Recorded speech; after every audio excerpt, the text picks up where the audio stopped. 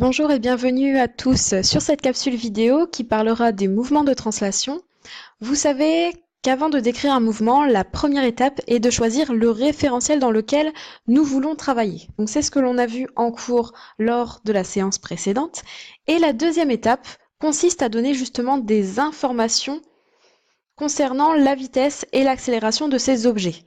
Nous allons donc voir aujourd'hui différentes façons de les calculer. Avant de parler de la vitesse et des accélérations, nous allons voir justement qu'est-ce qu'une translation. Donc, une translation, c'est un déplacement d'un objet, d'une figure qui s'effectue comme un glissement de cet objet, sans rotation ni retournement, ni déformation de ce même objet. Donc là, on peut voir que la droite AB, justement, a effectué un glissement du haut vers le bas, et le rectangle ABCD fait un glissement de la droite vers la gauche. Donc il s'agit ici d'une translation. On va tout d'abord voir donc les calculs qui concernent la vitesse. Il existe la vitesse moyenne, la vitesse instantanée, et nous allons voir dans une troisième partie les ordres de grandeur de différentes vitesses. La première vitesse, il s'agit de la vitesse moyenne. C'est la vitesse que vous connaissez, la formule vous la connaissez déjà depuis quelques années, mais nous allons la revoir tout de même. Donc, la vitesse moyenne, nous pouvons la retrouver lorsque, par exemple, quand on est sur l'autoroute, nous avons ici un radar tronçon. Le radar va justement prendre la vitesse moyenne dans cette portion de route. Alors, donc la vitesse moyenne, vous le savez, c'est le rapport de la distance parcourue par la durée mise pour la parcourir. Donc la formule vitesse moyenne est égale à la distance divisée par delta t. Delta, ça signifie une variation. Donc une variation ici de temps. Donc une vitesse, c'est toujours exprimé en mètres par seconde, la distance est toujours exprimée en mètres et la durée du parcours en secondes. Avant de voir d'autres relations, un petit rappel en ce qui concerne la conversion de mètres par seconde à kilomètre-heure. Donc pour passer de mètres par seconde à kilomètre-heure, il suffit juste de multiplier par 3,6. Et donc, à contrario, pour passer de kilomètre-heure à mètres par seconde, il suffit donc de diviser par 3,6.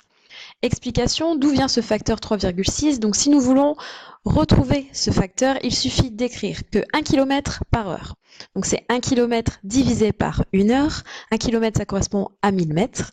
1 heure à 3600 secondes. Si nous faisons le ratio, nous arrivons à 1 divisé par 3,6. Et donc pour passer de km/h à mètres par seconde, il suffit bien de diviser par 3,6.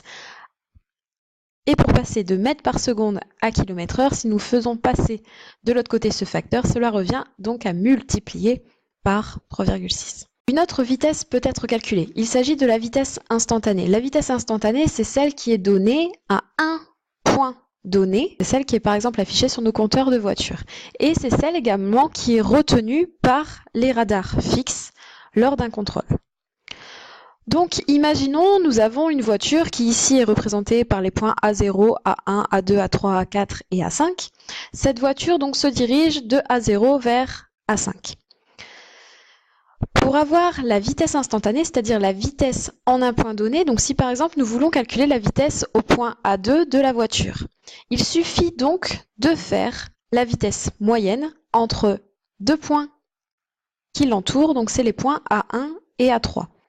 Donc la vitesse instantanée d'un point M à un instant T2, donc ça fait bien référence au point 2, peut être assimilée à la vitesse moyenne sur un intervalle de temps le plus court possible encadrant l'instant T2. Donc ça veut dire que nous allons faire la vitesse moyenne au point 2, donc ça veut dire entre les points A1 et A3. La formule ressemble donc à celle vue précédemment, c'est-à-dire que la vitesse au point 2 est égale à la distance entre A1 et A3 divisée par une variation de temps, donc le temps au point 3 moins le temps au point 1. Et grâce à ça, nous allons pouvoir trouver justement la vitesse au point A2. Donc en remarque, si la vitesse instantanée est constante au cours du mouvement, le mouvement est uniforme. En effet, si au point A2, nous avons la même vitesse au point A3 et la même vitesse au point A4 et également au point A5, cela signifie que la vitesse instantanée en ces différents points est toujours la même, donc il n'y a pas d'augmentation de vitesse.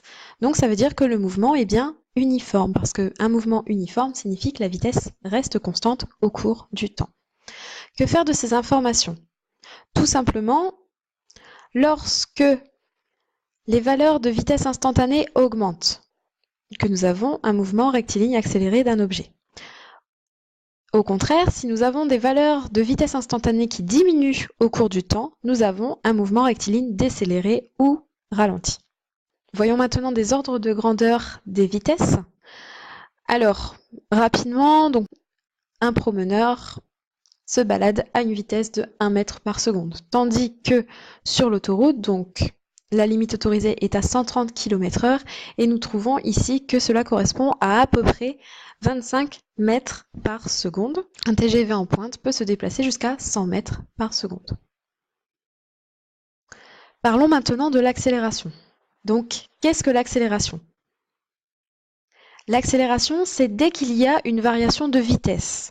Et ce n'est pas du coup uniquement que lorsque l'on va de plus en plus vite. Quand l'on va de plus en plus vite, oui, on accélère parce que justement la vitesse augmente. Mais comme on dit que l'accélération, c'est égal à une variation de vitesse, il y a également une accélération lorsque nous ralentissons, puisque la vitesse passe d'une valeur élevée à une valeur faible. Donc ici, nous avons également une accélération.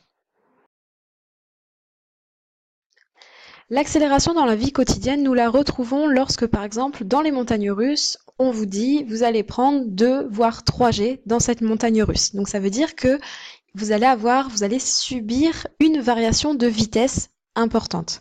Plus la variation de vitesse est importante, plus nous prenons de G. Par exemple, dans les avions de chasse, nous pouvons prendre jusqu'à 11 G, ce qui signifie que la variation de vitesse est très importante.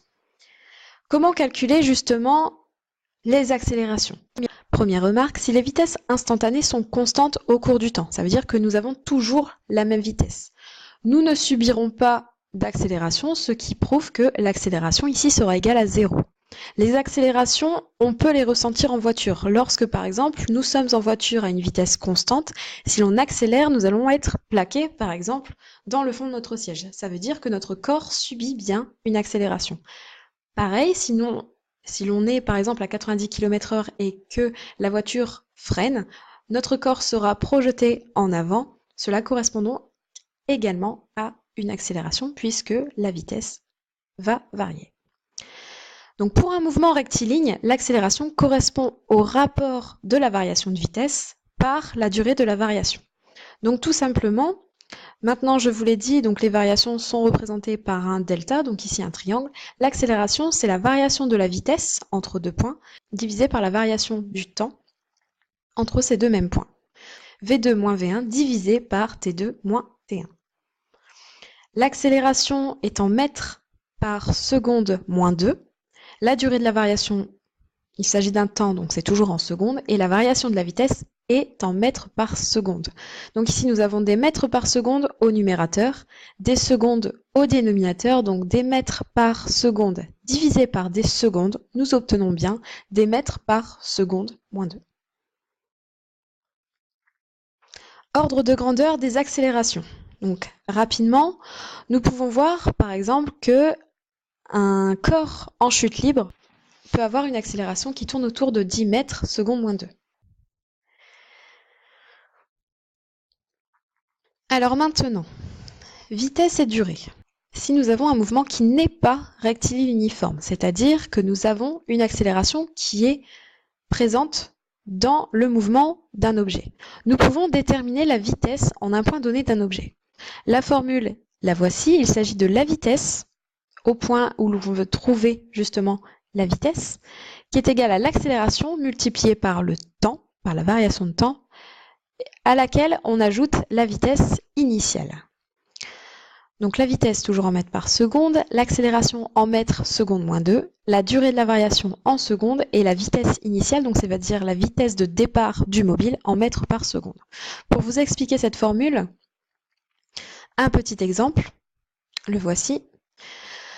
Donc, imaginons que nous avons une balle qui chute librement Il s'agira ici d'un mouvement rectiligne accéléré. On le voit bien ici par rapport à la chromatographie qui a été prise. La distance entre les balles augmente au cours du mouvement. Cela veut dire que le mouvement est accéléré. Que faire? Le problème ici, une balle, initialement au repos, tombe avec une accélération de 10 mètres seconde moins 2. Quelle vitesse atteindra la balle au bout de 5 secondes? Donc, pour répondre à cette question, il suffit d'appliquer la formule donnée précédemment, c'est-à-dire V est égal à A fois delta t plus VI. La vitesse au bout de 5 secondes sera donc égale à l'accélération, donc 10, multiplié par la variation de temps. Donc au bout de 5 secondes, c'est le temps au bout duquel nous voulons connaître la vitesse. Et la vitesse initiale, ici, comme c'était une balle qui était au repos, ça veut dire que sa vitesse était nulle, donc on ajoute 0. On obtient une vitesse de 50 mètres par seconde. Donc 50 mètres par seconde, c'est la vitesse à laquelle tombe la balle à 5 secondes. Dans le cas où nous voulons déterminer la distance parcourue par un mobile au cours de son mouvement, il suffit d'appliquer la formule suivante. Donc pour une accélération A constante de durée delta t, la vitesse initiale étant VI, la distance d parcourue est donnée par la relation suivante. Petit d est égal à 1 demi multiplié par l'accélération multiplié par le temps au carré plus la vitesse initiale multipliée par le temps.